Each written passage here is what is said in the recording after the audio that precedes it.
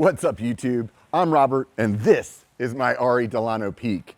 And as you can see, the weather kind of sucks, but apparently that's what it takes for me to stop riding this bike. Today, I'm gonna talk to you about my custom build, why I chose the parts I did, what I like about this bike, what I wish Ari would change, and why I keep riding it. Today is a special day. It's the first time that I've ever received a bike through a sponsorship. Ever since I sold my tall boy, I've been missing having a 29er trail bike. As much as I love that bike, a small part of me always wished that it had a hair more suspension. When I started talking to Ari about a sponsorship, it was a deal breaker to me if they didn't have something in their lineup similar to the tall boy. Riding their 170mm LaSalle changed my mind on buying a Nomad. So with that in mind, I figured I'd give the Delano a fair shake. So first impressions are, this looks way better in person than it did online. And my God, I have a soft spot for a matte bike, and damn if this thing isn't like filling that soft spot right now. I was reluctant to choose the paint, and I'm glad I did. However, there was one thing. I wish this link was black.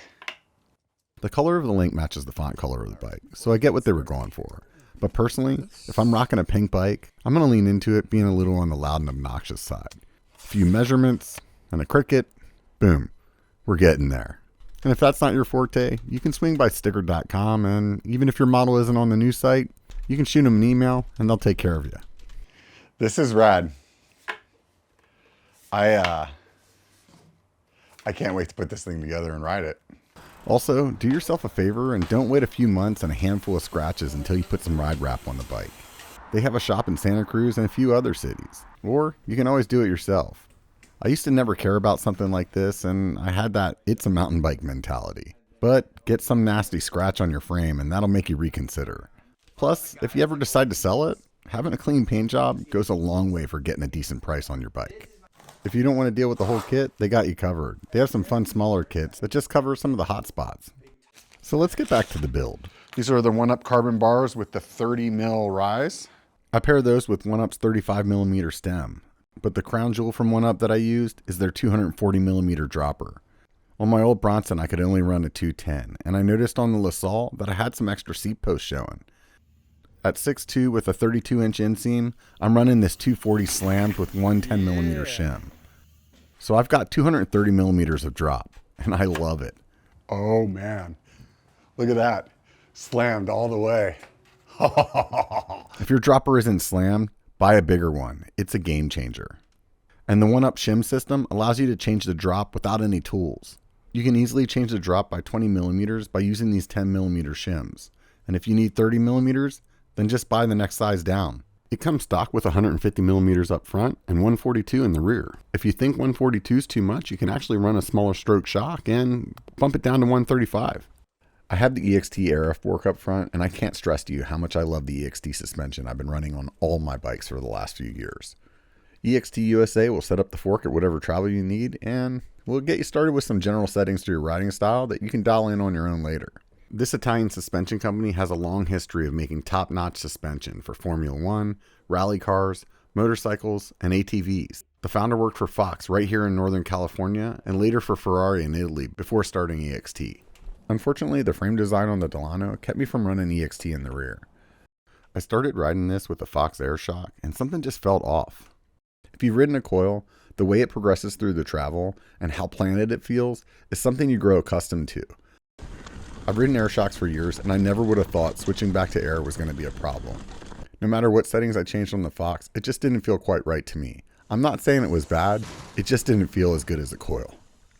Fortunately, while all this was going on, I had Cane Creek on the Biker Bar podcast, and during the conversation, they mentioned having a shock that had a form factor that made it fit into some tighter spaces. The size of the coil shocks and the newer air shocks that actually feel like a coil just wouldn't fit because of the way that the frame's designed. The Cane Creek Tygon is part air shock and part coil. And after months of being less than impressed with my Fox, the Cane Creek shock transformed this bike into an absolute single quiver slayer. I installed the XX1 transmission drivetrain, and I'll be short about this. It shifts a little slow, but you get used to it. You can't dump your way through gears when all of a sudden you come to an uphill or a downhill section, but you can pedal under load. And in the last year of riding these on my bikes, the only time it hasn't worked properly was when my rear axle has come loose. Because of its flawless shifting, I won't buy anything else. SRAM now has a GX version, and I'm planning on giving it a shot in a future build, but my assumption is it will perform exactly the same, but way more. Moving on. As I installed my brakes, I came to find out that the Delano didn't have internal tubes that the lines go through. It only has these plastic clamps that are holding the cables. As you would expect, there could be some rattle. I don't really notice it, but I've heard other people talk about it. I'm assuming it'll be on the next release because my LaSalle does have that routing. Nonetheless, I went back to Shimano Saint brakes on my bikes because I just missed how snappy they are. However, I will say after riding the TRPs for so long, it took me a little while to get used to them again.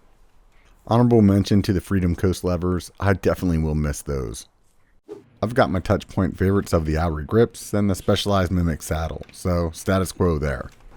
I was running an old set of NVs and Project 321 G2 hubs, but only because I was waiting for my Spoke X wheels to come in. If you're not familiar with them, they're a custom shop and wheel builder out of Southern California. And aside from building sick wheels, they have their own brand that are a fraction of the price of their competitors. They have a no questions asked lifetime crash replacement warranty, and also is one of the few wheels that I've yet to break. I'm running the SX 350s with a 35mm internal, and it's perfect for the 2.5 Maxxis tires that I love to run. Even cooler than that is the new Project 321 G3 hubs. The color's one thing, but I've been part of testing these since they were in development, and just like every other 321 hub I've owned, they've been rock solid. They use magnets internally for the pawls and have 288 points of engagement that always has two pawls in contact with the oversized 72-tooth drive ring. The thing that I love the most about these is that they have an elegant system that makes it so that you can run either center lock or 6-bolt rotors. So no need for aftermarket parts if you decide to change things up. This sounds odd to say, but I bought these wolf tooth valve stems because they have a color shop, so you can get all matchy-matchy. But the way the retention bolt is shaped really allows you to get a good grip on it, so you can tighten and loosen it way better than any stem I've used before. These are going to be my go-to from now on. And while I was in the color shop, I grabbed a stem collar. Then I bumped into these Ripsaw pedals, which I love perfectly match all the other bits. They've also been surprisingly good pedals. They have a large platform, good grip, and are easily rebuildable. If you're looking for some blingy bits and some sick pedals, swing by Wolftooth. Alright, so I built a sick bike. If you have any questions about the parts that I use, hit me up down in the comments. I always respond to everybody. But the real question right now is, how does it ride?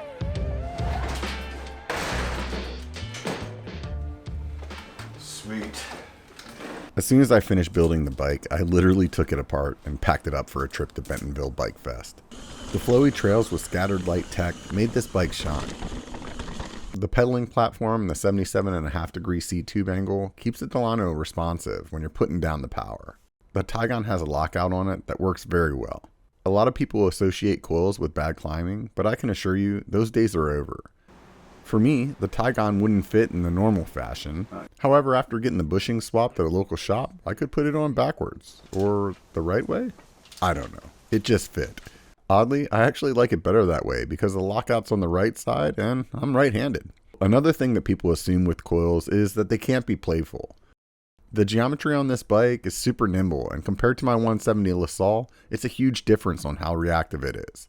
The extra air chamber on the Tygon allows you to really dial in how poppy you want the suspension to be. Cane Creek did a great job on the shock, and I can say paired with the Delano, it really makes this bike the best of both worlds. You can pedal great, but point it downhill and it's a sled. The 65 degree head tube angle paired with the EXT Era fork makes coming into a chunky section feel confidence inspiring. The Era is like a well-oiled machine, and although some say it's a little finicky to get set up, I'm a suspension idiot and I still manage to get it dialed. Besides, the team at EXT is there if you need help, or if you need translation for, hey, it feels bouncy when I land a big jump. To be completely transparent, I was a little worried about this bike having too much suspension, and not being as poppy and responsive as my Tallboy. The Tallboy had 140 up front and 120 in the rear, and this bike has an extra 10 up front and almost 30 more in the rear. But to my surprise, it's been great. I don't hesitate to grab this bike if I'm going for an XE pedal or a fun day with a lot of spicy sections.